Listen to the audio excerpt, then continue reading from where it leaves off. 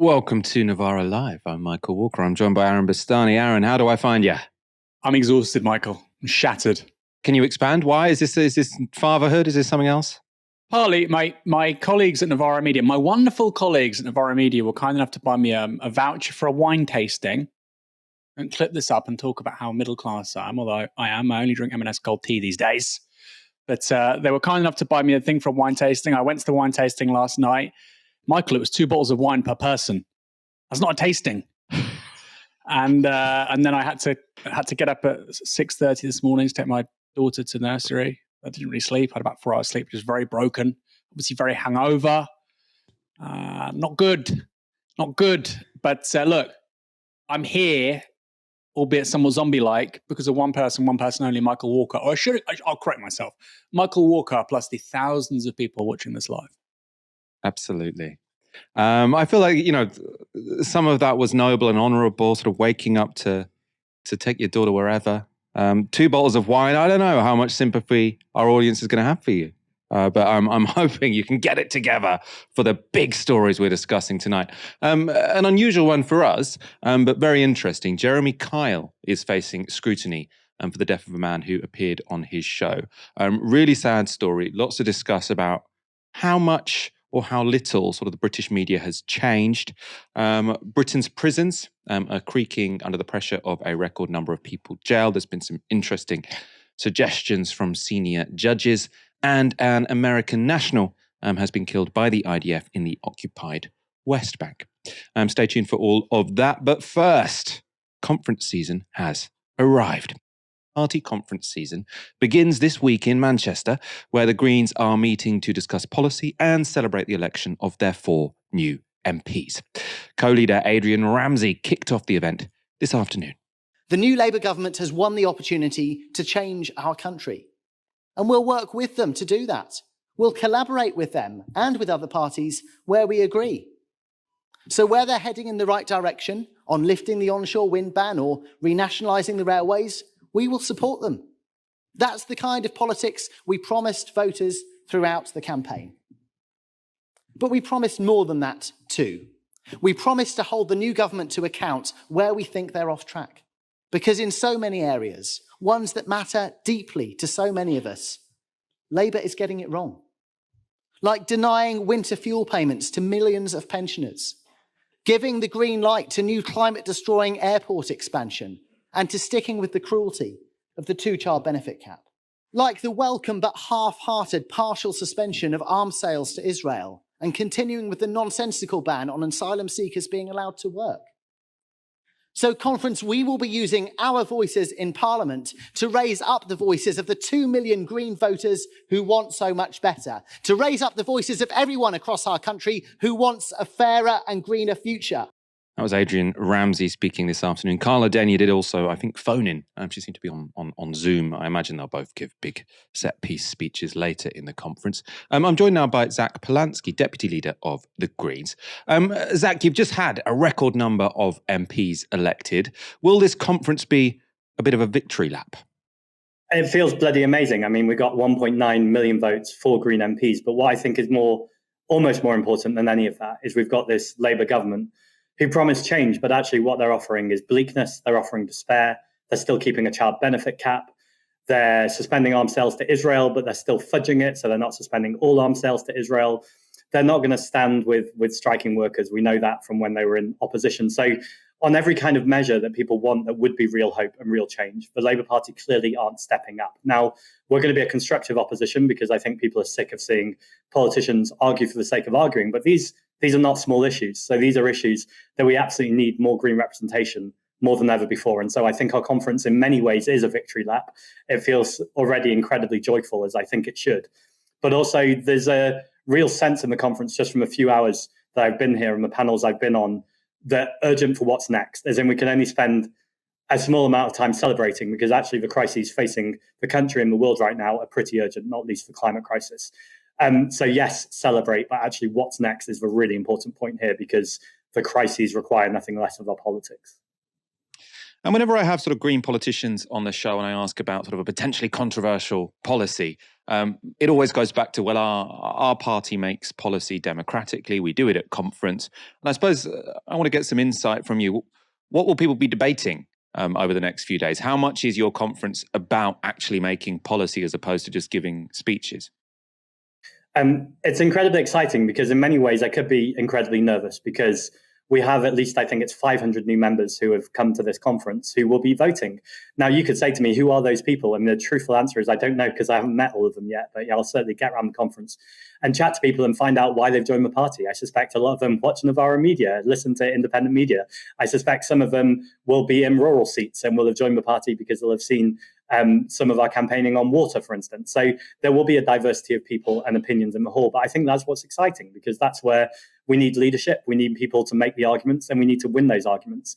In terms of things that we're going to be debating at this conference, I think tomorrow, one of the big conversations about HS2, I know this is something that's interested you for a long time, Michael, because as a party, we've supported high-speed rail for a long time. And I think there's often a fair challenge, which is, so you support high-speed rail, but you don't support just this particular project. And people go, how do you marry those things? Now, I think those things are entirely coherent because just because you support a principle doesn't mean you support a badly thought out project.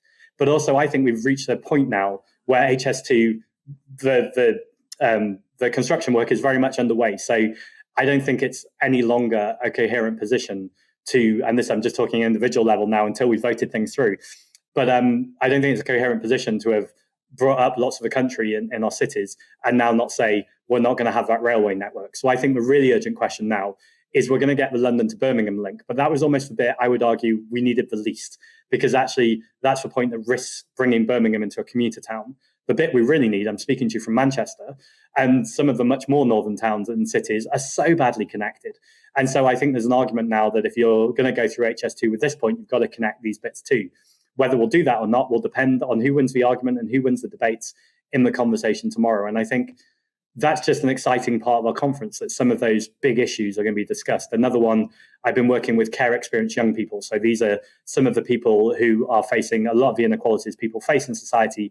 But these young people are disproportionately from minority groups and vulnerable groups. And so they face it particularly strongly. They've been arguing for a long time that being from care experience, so growing up in a care home, should be a protected characteristic. So this would be looking to change equality law. This is something we're going to be debating on the conference floor that's come direct from these very same young people. And so I think there's this really exciting process where communities come together, say, this is what we want to see change in the law. Green Party conference listens to that, hopefully votes it through. Our MPs then push for government to do it. We continue to build that electoral credibility. And that's how you change your towns, that's how you change your cities, and that's how we're planning to change the country. Yeah, let's talk about HS2. I didn't realize that would have been one of the big things you're going to be debating. Whenever, as I say, when I get on Green politicians, they say policy is sort of conceived at conference, and they're often saying that in response to me saying your HS2 policy is ridiculous because I think you should be backing HS2 and HS3.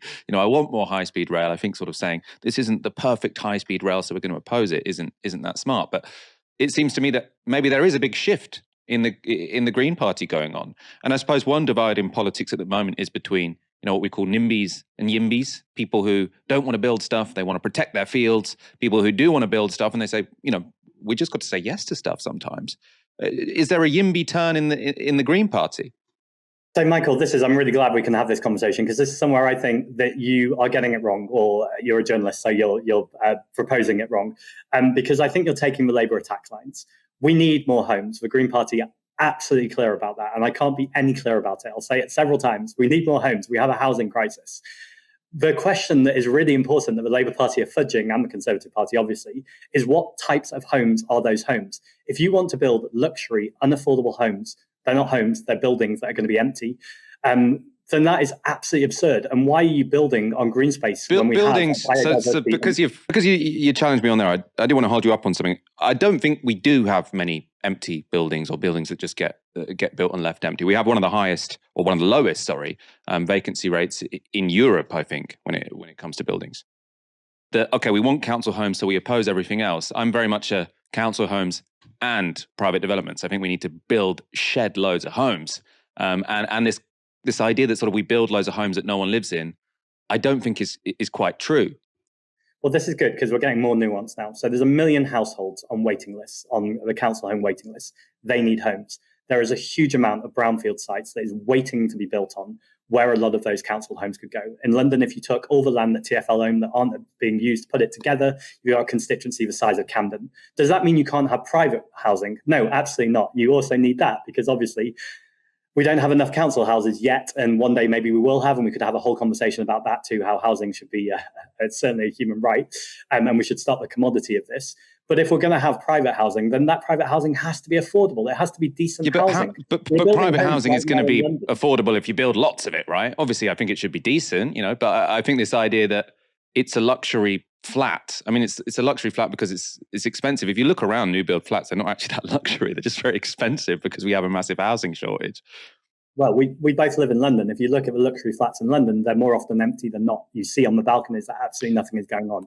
You have these huge empty buildings, which is outrageous. When we have a housing crisis, statistics don't really show that, though, do they? I mean, the vacancy rates are about 1%. I mean, it might take a little while to fill them up, but I don't think we really do have shed loads of empty. Well, what's the evidence for that these are sitting empty? Well, CPRE have done a lot of work around this and around a lot of evidence. But I would say even taking you on that, I think the bigger point about this is if we need these homes because people need homes, they need to be decent standard homes as well. We are building homes right now in London and in other cities that will need to be retrofitted in just a few years. So it's just an example, and we see this from the Grenfell Tower, where private property and the market being absolutely allowed to drive things above people's lives, people's communities, is absolutely disastrous. So when people paint the Green Party and the idea that we're opposing all developments, there's just absolutely no evidence for that. In fact, when you look at planning committees, the Green Party often stand with other parties in opposing developments. But you don't hear about those other parties because the Labour Party have realised that the Green Party are an electoral threat. Places like where I live in Walthamstow, the Green Party went up 16%, while Stella Creasy for Labour went down 16%. They are dying to find reasons to criticise the Green Party. And by the way, let's talk about another YIMBY versus NIMBY test. So Labour have overturned. We haven't built any reservoirs for 30 years in this country. The Tories were opposed to building a reservoir in Abingdon. Labour have said they're in favour. Are the Greens going to be in favour of the first reservoir being built in 30 years, or will you find some sort of small objection that means you can't support it? Well, you're going to come straight back to the democratic point, and I make no objection about that ultimately our members will decide our policies. If you're asking me personally, then I think absolutely we need reservoirs, and so we've got to have that conversation. But I just want to make one final point, which is these same property developers are the same people who are donating to the Conservative Party and to the Labour Party. So when big private property and big corporations in hoc with the Labour Party point at the Green Party and say they're trying to block things or they're against economic growth, I think the question is always, follow the money. Who is making money here? What is the Green Party's vested interest? You are kind of against economic growth, though, aren't you? Sorry? You are kind of against economic growth. Isn't that sort of party position? Well, I mean, are you now for economic growth? About economic growth. I think it depends how you measure it. I would rather measure happiness, health, well-being, mental health, communities live with purpose. If you're talking about GDP, the very person who came up with the idea of GDP says that's a terrible way to measure a country's growth. So when Keir Starmer says economic growth at all costs, well, I say, what about the planet? What about the far right racist riots we've got on our streets? What about an NHS that's on our knees? Surely there are more important things than making sure that multimillionaires and billionaires get richer.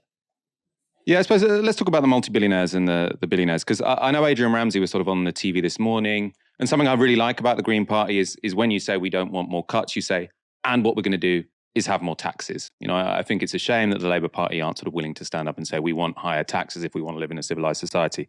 I suppose there's the question of what kind of taxes will these be. It's obviously very easy to say all the taxes will be on rich people. But if you look at sort of comparable countries where they do have decent welfare states, and I know Adrian Ramsey this morning was also sort of saying quite a lot, this is just normal European policy.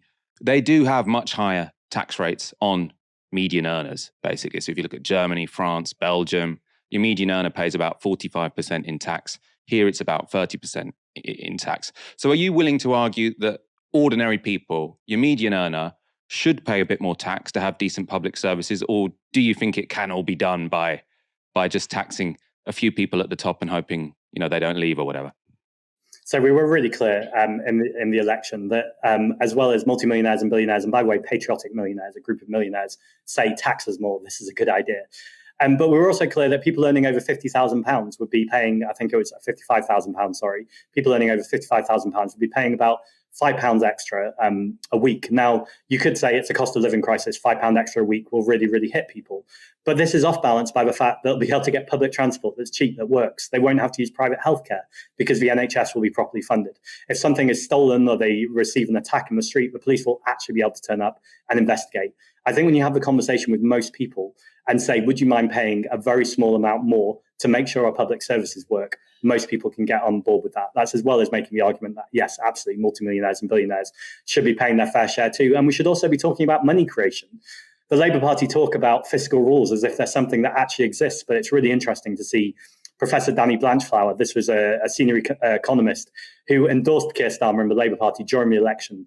9 weeks in, he's now saying he made a mistake, that the policies that the Labour Party are putting forward are just continued austerity. We need to be honest with the public and say, yes, people will pay more tax, but that tax will go straight back into our public services. And I think making that honest argument is a joyful and hopeful argument people can get behind. And you mentioned Danny Blanchflower was a supporter of Keir Starmer, now seems to have changed his mind. I mean, are the Green Party aiming to, I suppose, unveil any new supporters? You know, when it comes to sort of the Labour Party or the Conservatives, they're often trying to sort of assemble lists of business people to endorse them. The Greens are now a sort of bigger force than they were. You've got 4 MPs. Should we expect, you know, some stars to be presented at this conference to give you a bit more credibility? I'm less interested in the stars. I'm more interested in the community residents. And so when I say that, people ask me, who are your next group of MPs going to be? And I really, really hope that some of them, I don't even know them yet, because they're people who are in their communities, doing organising, doing leadership, who if you ask them about politics right now might go, that's not for me, that's dirty, I'm not interested.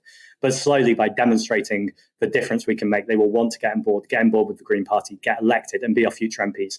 But also I would say maybe it's an even more interesting answer. I want to see Zara Sultana join the Green Party. I want to see Clive Lewis join the Green Party.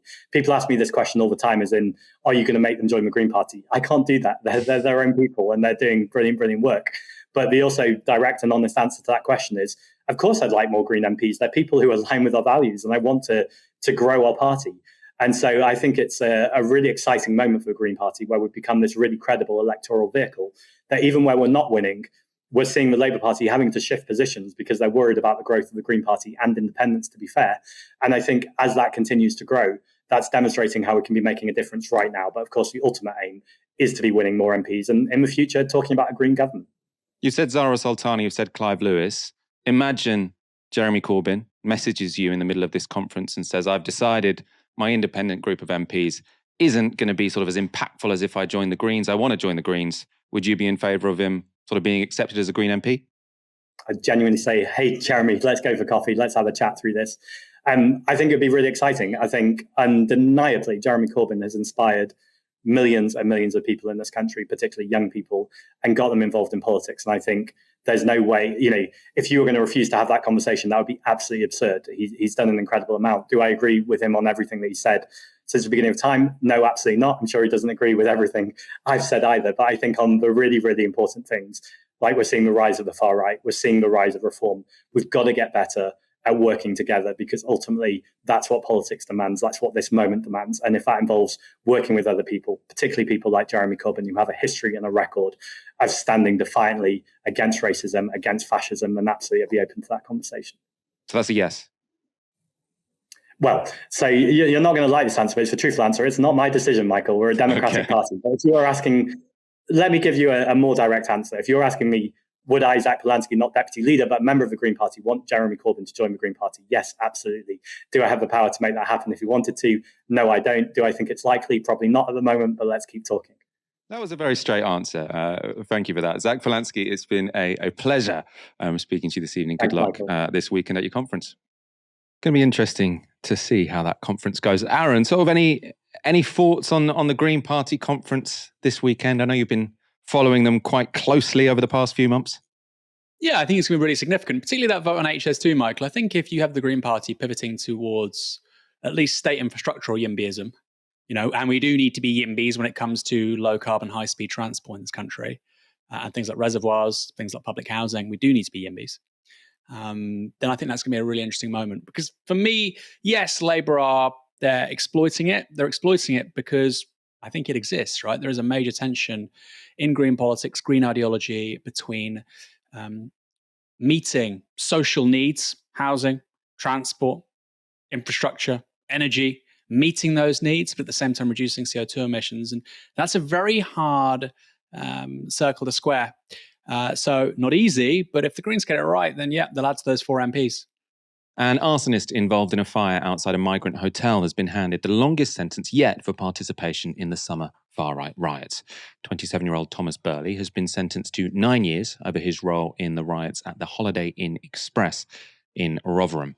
Sheffield Crown Court heard that during the riots, Burley was part of a group that smashed ground floor windows and called the police effing nonce protectors. The judge said, quote, "You knew you were going to participate in racist mob violence. You took a scarf on a warm day to cover your face."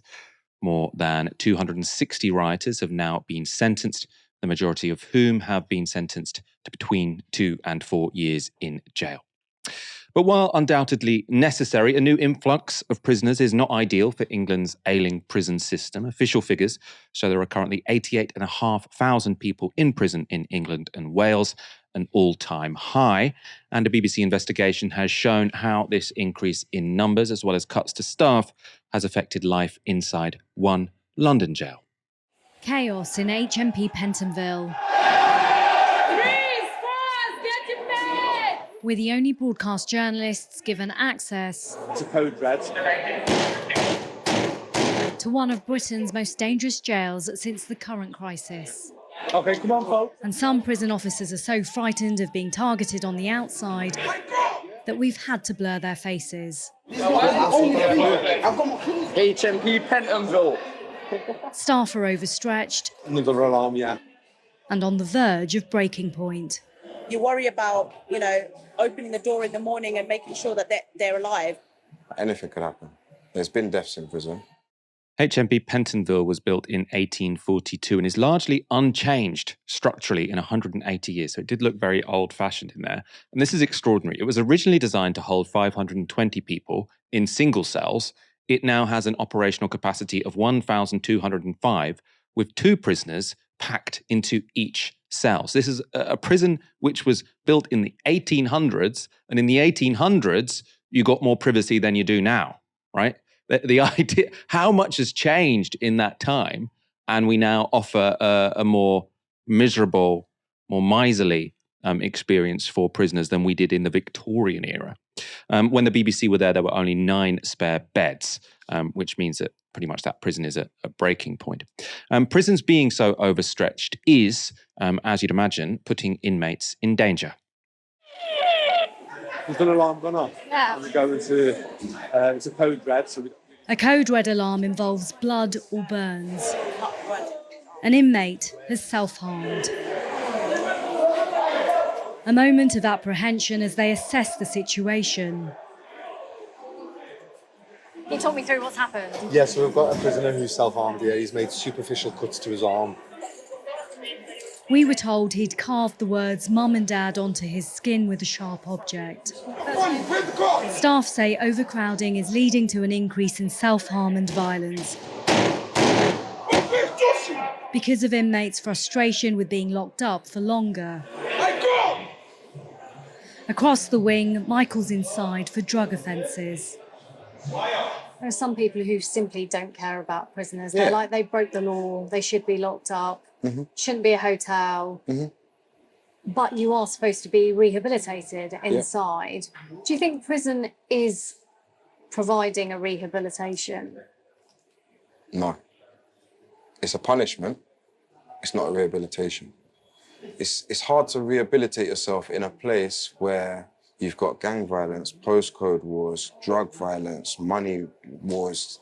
If you've got beef there, violence there, drugs there, people collapsing here, the staff, they're outstretched. They're trying to do this, and this, but now you want help as well.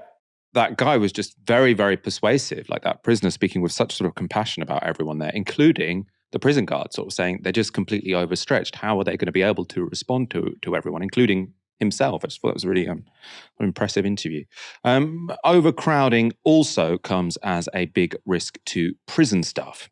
Gang violence is an ongoing threat at Pentonville and has had some serious consequences for staff. This prison officer broke both her wrists while separating two gang members during a fight. It's probably the biggest thing in London. Like, the gang affiliation, gang issues are the biggest reasons why we have so many probably people in jail. So it ends up us trying to stop them. We're just trying to stop the fight. That's how I broke both my wrists. Just trying to stop it. That wasn't even, it just gets really messy sometimes, and they're quite small space. Stressful? Stressful. Yeah, stressful.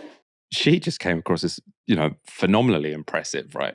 Such a difficult experience she's been through. She sort of says it with a smile. Like, I was sort of really blown away by that. Of course, a terrible situation all of these people have been thrown into, right? Because of decades of appalling policy from central government. Now, in response to prison overcrowding, Labour announced earlier in the summer that some prisoners would be released after serving only 40% of their sentences, and up to 5,500 prisoners eligible for the scheme will begin being released from next week. When that policy was first announced, there was widespread recognition Labour had no other choice, thanks to the situation they had inherited from the Conservatives. But the Probation Officers Union has now expressed concerns about how this is all being done. This is from The Guardian. About 2,000 prisoners are expected to be let out on Wednesday, the 10th of September, amid warnings of a coming spike in crime. But members of the Probation Officers Union, NAPO, were only informed on the 3rd of September that this would include some serious offenders being released into their supervision. Officers are usually given more than 3 months to prepare services to help monitor and rehabilitate a serious offender. Tanya Bassett is from NAPO, so the Association of Probation Officers. She said this: "Our members from across the UK have not been given 8 weeks to prepare for the high risk of harm of some dangerous offenders. We have received reports of late information about releases from the North East, Reading and other areas. In some cases, our members were told on Tuesday, a week before the early release date, that serious offenders would be released in their area. If prisoners are released so late that our members are given a few days to prepare for people who may be serious offenders, then inevitably recalls are likely to go up." So that, of course, raises concerns about public safety. But if recalls are going up, then that's also going to backfire, because the whole point was to sort of relieve pressure on the prison system. And then if you're letting out a bunch of people, you're not giving probation officers enough time to work out how to effectively supervise them. They're also massively overstretched, by the way, just as the prison officers are. Then those people might end up going straight back into prison, and then you've got the same problem you started with. Meanwhile, throughout all of this, some of Britain's most senior former judges have released a statement suggesting the country should radically reappraise its approach to crime. The 4 surviving former Lord Chief Justices and the only surviving president, the Queen's Bench Division, have recommended that the early release of killers and rapists on licence should be considered to ease the prison overcrowding crisis. They say the crisis in prisons has largely been driven by sentence inflation, and they blame the politicisation of sentencing policy. So they say there have been very many criminal justice acts increasing statutory maxima, for example, for causing death by dangerous driving, and introducing mandatory minimum sentences, for example, for firearms offences, repeat burglary or drug dealing.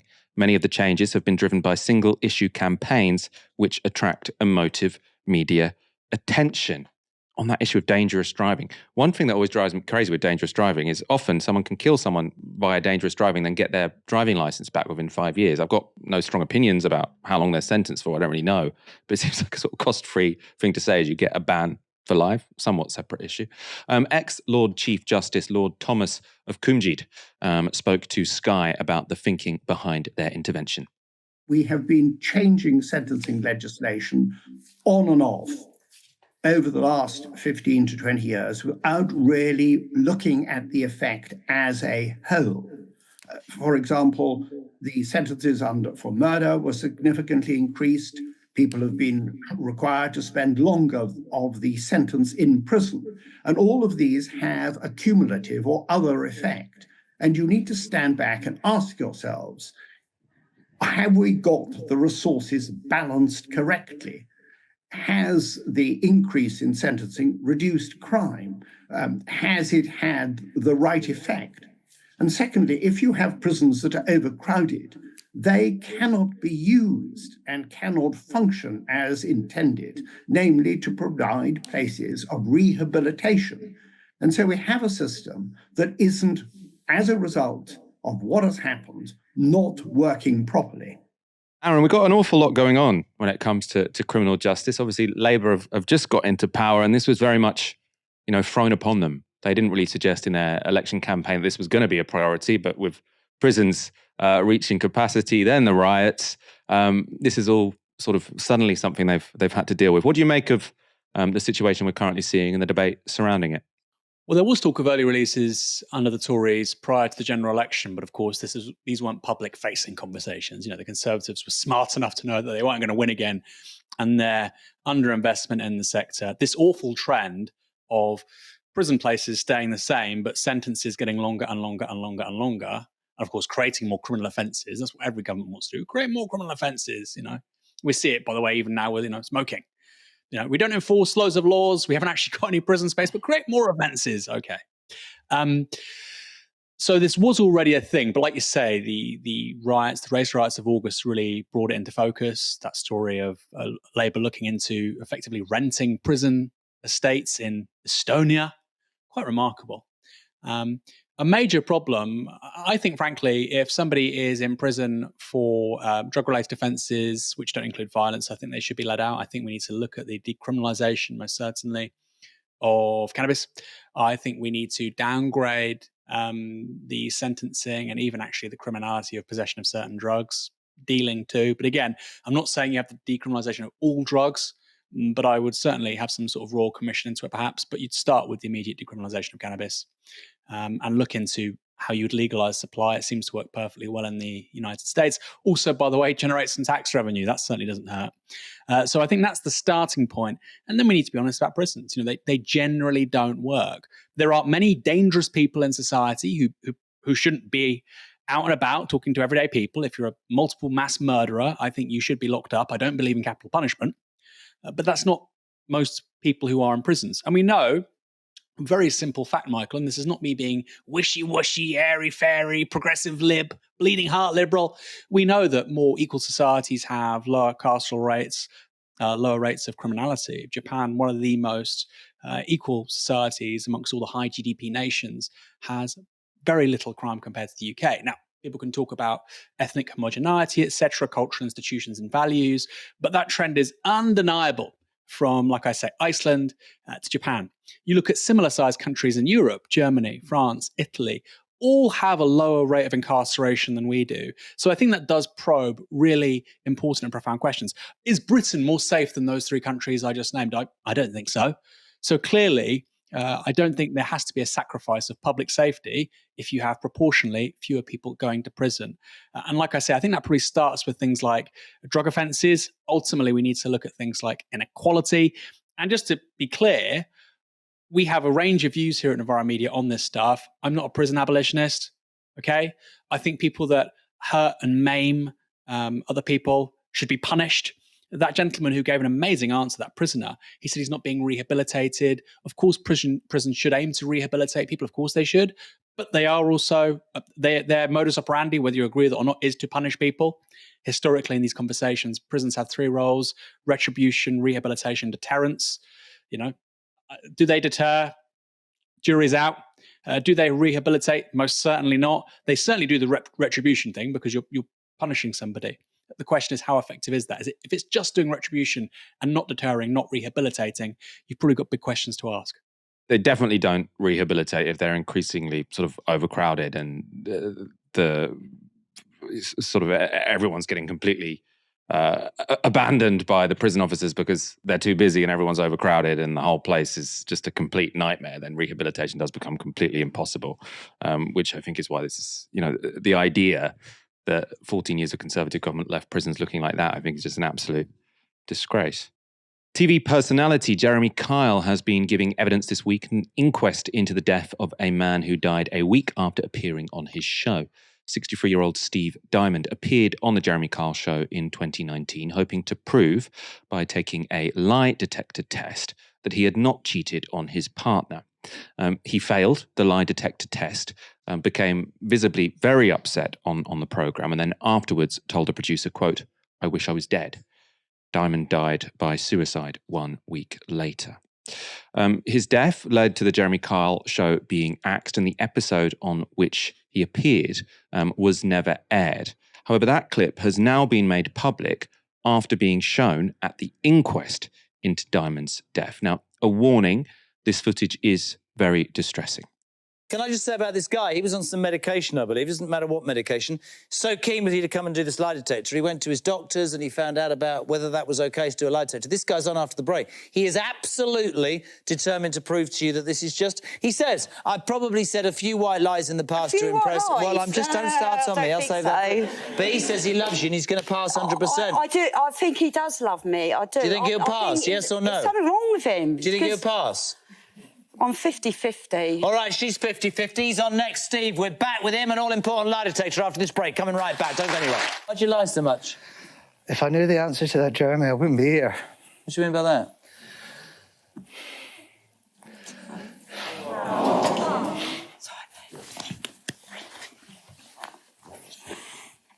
I just lied to her for no reason. Still to this day? No. Since we split up and got back together, I've never lied once to her. Since the start of your relationship with Jane, have you passionately kissed anyone else? She said no. Why did she say no, Steve? Because I was telling the truth. Tess says you're a liar, pal.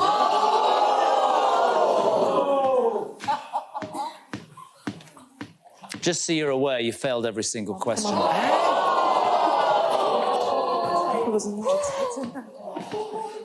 Oh, my God, I was never unfaithful. Gotta go and talk to her. God. Oh, no. I thought he was going to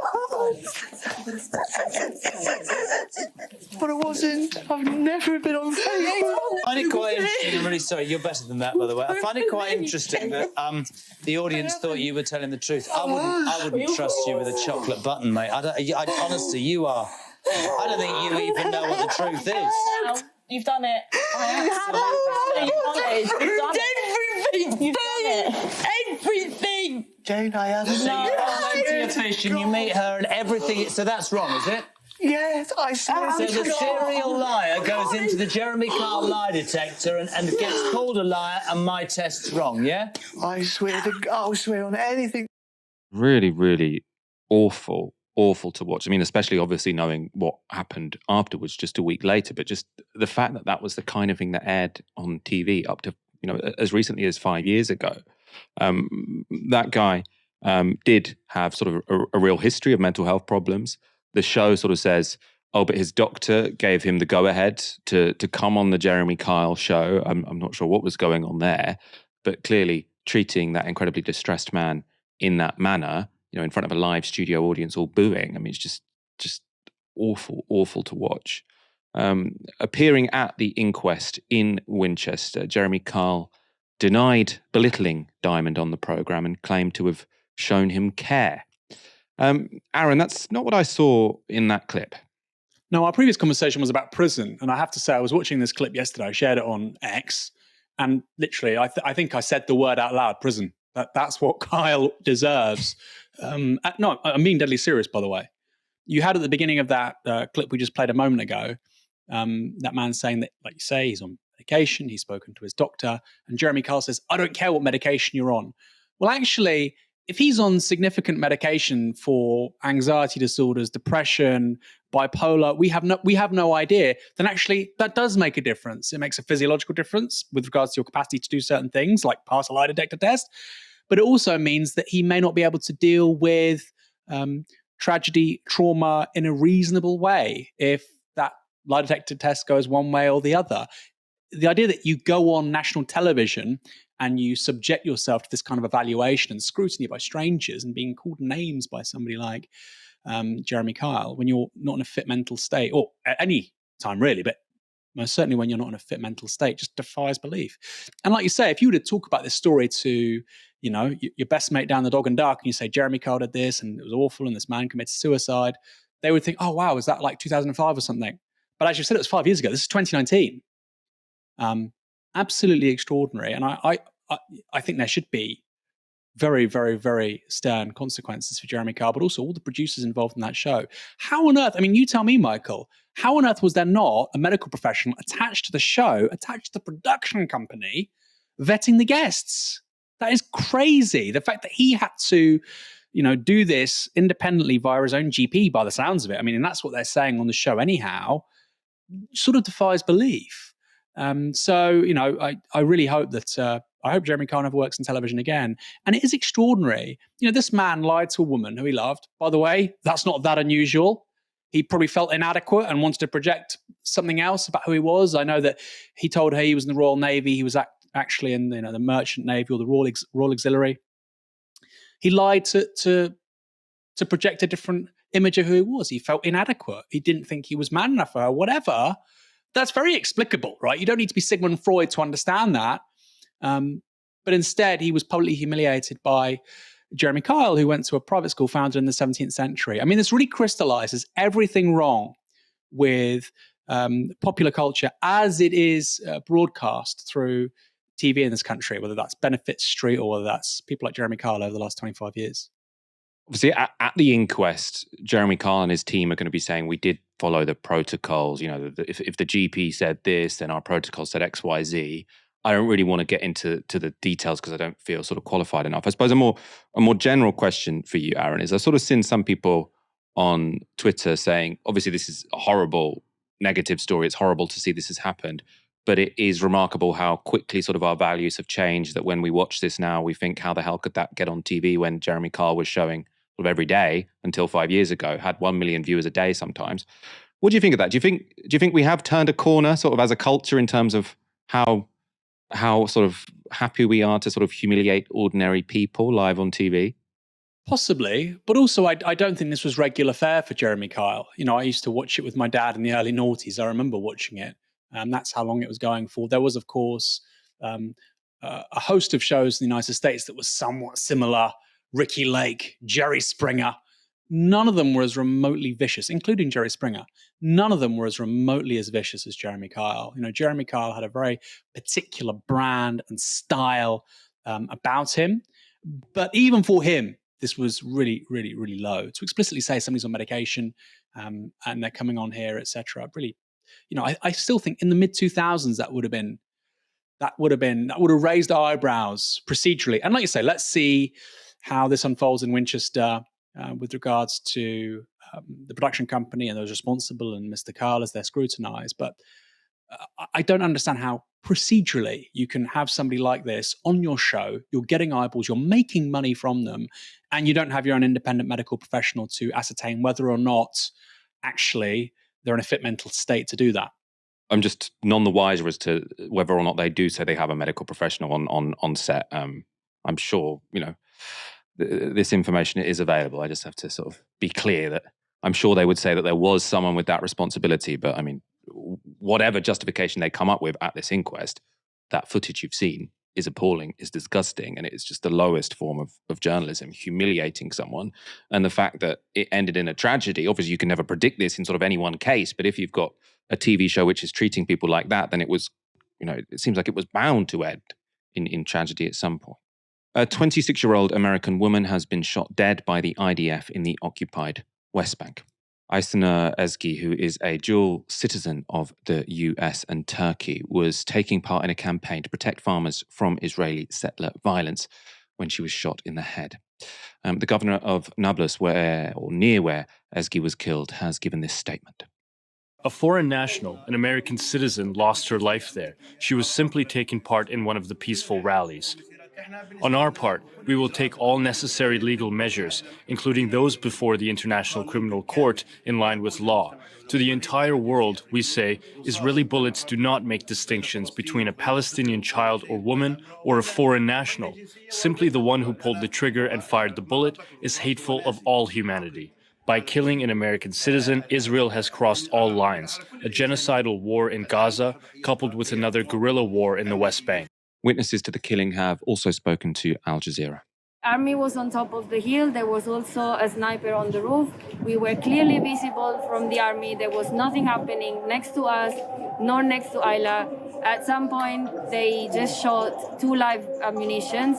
One hit a metal, something metal, and one was directed to Isla's head. I ran over to them about 10 or 15 meters in the olive groves that was adjacent to the road where I was standing on.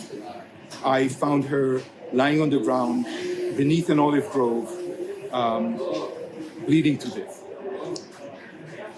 I put my hand under her head to try and stop the bleeding and took her pulse. She had a very weak pulse. We called the ambulance, put her in the ambulance, which evacuated her to the Beta Medical Center. Obviously, really, really difficult to listen to that testimony. This was an incredibly brave woman who went to the occupied West Bank to defend Palestinians against what is clearly, violent breaches of international law by hostile settlers every day. Aaron, we have sort of seen situations like this before, where sort of a citizen of a Western country goes to Palestine to defend people against sort of, I suppose, colonialism, sort of horrific acts by Israel and Israelis. Rachel Corrie, Thomas Herndl come to mind.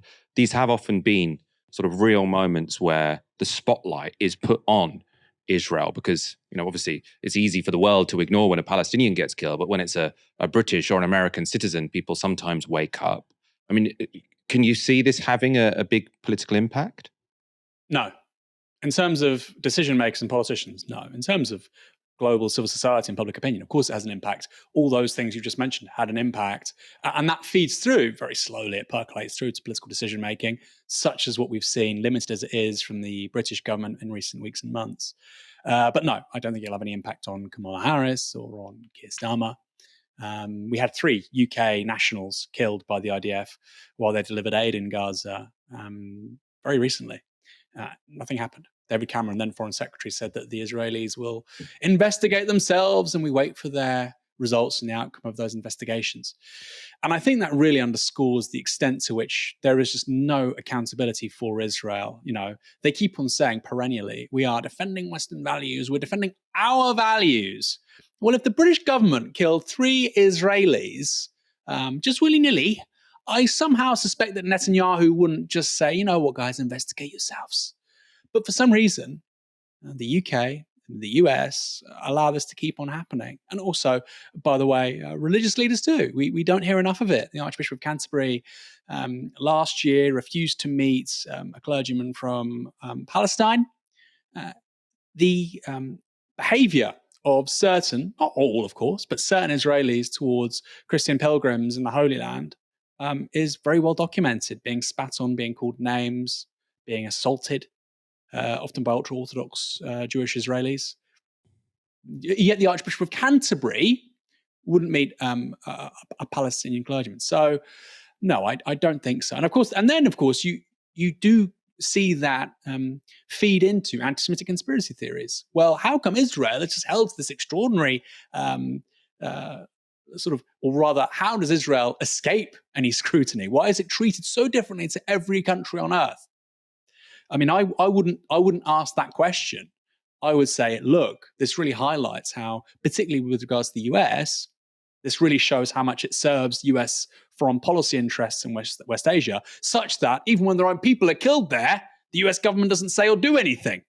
But it is a very unique relationship. Very few countries can get away with this kind of behavior. Israel's one of them. I should have also mentioned Shireen Abu Akleh, who comes to mind. So one of the world's most high-profile journalists, a Palestinian American citizen. So, you can't if America aren't going to speak up and have a reaction when an American incredibly high-profile journalist gets shot by the IDF doing her job, then where will the line be drawn? I've seen people sort of on Twitter share sort of comments by Joe Biden sort of saying, if anyone comes for American citizens, we will make sure we respond and we will make them regret what they've done. Well, when it's Israel killing Americans, they just turn a blind eye.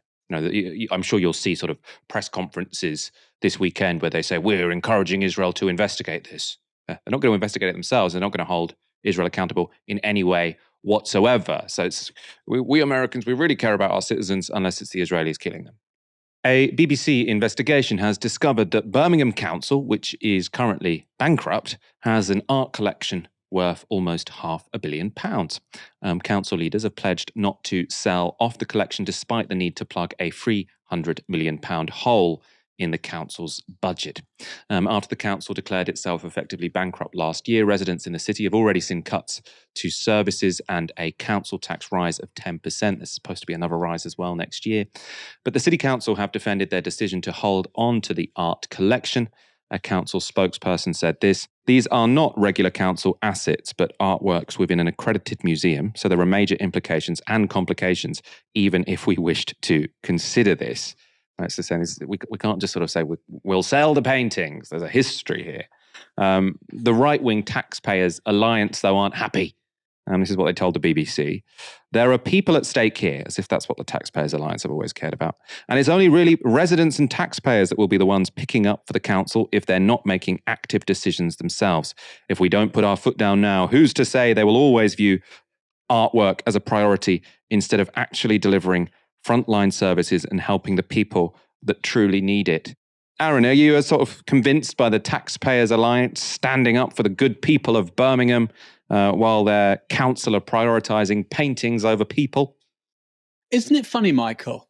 Isn't it funny? You have the Royal Collection owned by the royal family. It's the largest private art collection in the world. You can go and see it, but it's a private collection. I think they have over 100 Canalettos, over 100 Canalettos in one collection. Extraordinary. But nobody says that the royals should sell these paintings and this jewellery and these drawings to fund the repair job at Sandringham or Buckingham Palace or Windsor. Nobody says that. But when it comes to Birmingham, oh, you've got a deficit. I'm afraid you've got to sell those paintings you have. Sorry. It's interesting. And again, isn't it funny? Someone like Birmingham isn't allowed to own assets of beauty and of meaning and of worth to its citizens. I can't imagine this kind of call for London to sell assets like this because it's a world city. Well, of course, these are centuries old paintings and drawings. They're iconic. London can't sell them. Maybe you'd say the same probably for Glasgow and Edinburgh. But Birmingham isn't a real city, so of course they should just flog them off. Look, prosperous cities that are going places will own things like works of art. And the idea that they should sell them off really underscores the scarcity mindset that has characterized neoliberalism and how it has destroyed this country over the last 45 years. You know, in the early 1980s, Britain had no real deficit, so to speak, of a very low public debt, had many assets that it owned. Okay. But today, the debt's much higher. We had a deficit of 120 billion last year, and yet we sold everything. Where did all the money go? So this idea that, well, if Birmingham just sells these paintings and these drawings and everything will be fine, well, the experience of the last 45 years tells us that when you sell publicly owned assets, actually, that tends to be part of a broader political project of underfunding and, frankly, destroying the public realm, which means that that isn't the solution to the problem. So, of course, Birmingham should be keeping these works of art, many of which, by the way, they only own in trust. They own them precisely because they're not allowed to sell them. And this was a classic hatchet job by the BBC. The journalists involved should be ashamed, frankly, because like I say, they're holding Birmingham to a different standard, I suspect, to somewhere like London, or actually, in reality, to the royal family. Taxpayers need to pay millions and millions and millions to sustain the royal family every year. They have the largest private art collection in the world. Why don't they sell a few Canalettos instead?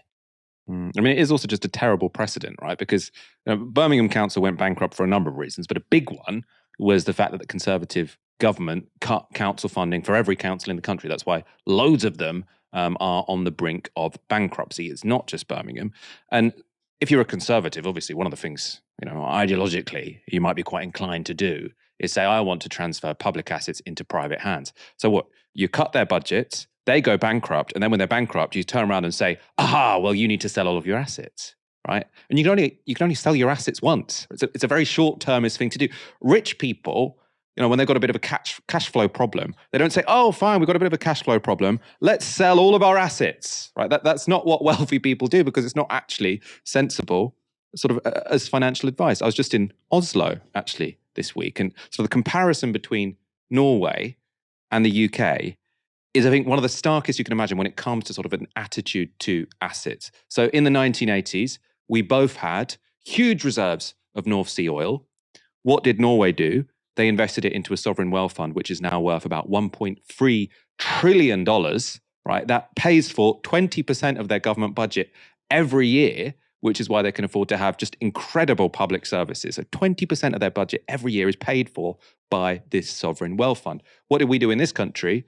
We used North Sea oil to basically fund tax cuts while we were also selling off everything else in the country. Now, when we have sort of financial problems, we can't top it up with a sovereign wealth fund because we sold off everything. And now they're trying to get all the councils to do that as well. Right? It just seems completely, it's not only you wouldn't sort of ask this of London or whatever, you wouldn't ask this of a private individual because it would be bad financial advice. The BBC spoke to 2 groups of Birmingham residents to get a sense of how they felt about all of this. The first set of interviewees were visiting the museum where much of this artwork is held and shown. It's a fantastic collection, world famous, and if you get rid of it, then what's Birmingham? Nothing. To a certain degree, we should keep as much as we can towards the arts. Perhaps if we're in dire straits, some of it, or perhaps 1 or 2 of the paintings, could go towards supporting Birmingham. I think, raising local taxes or other ways of getting money is always better than cutting down on art. I think it's, the cherry on the cake of life.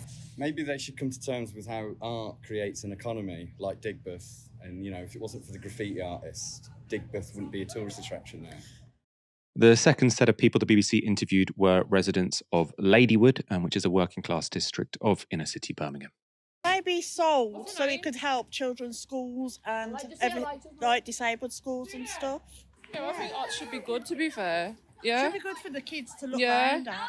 Because my kids love drawing. So you think it's worth keeping hold of these paintings that are worth millions and millions of pounds? Yeah, to help us in Birmingham, yeah. I'm an artist as well, and I think that art should be there to help people in any way that can be. So what better way to use that art directly to fund social care, housing, and more specifically, my point of view, healthcare. I think if they're not on display in any museum, then they should be selling some of those to utilise that money.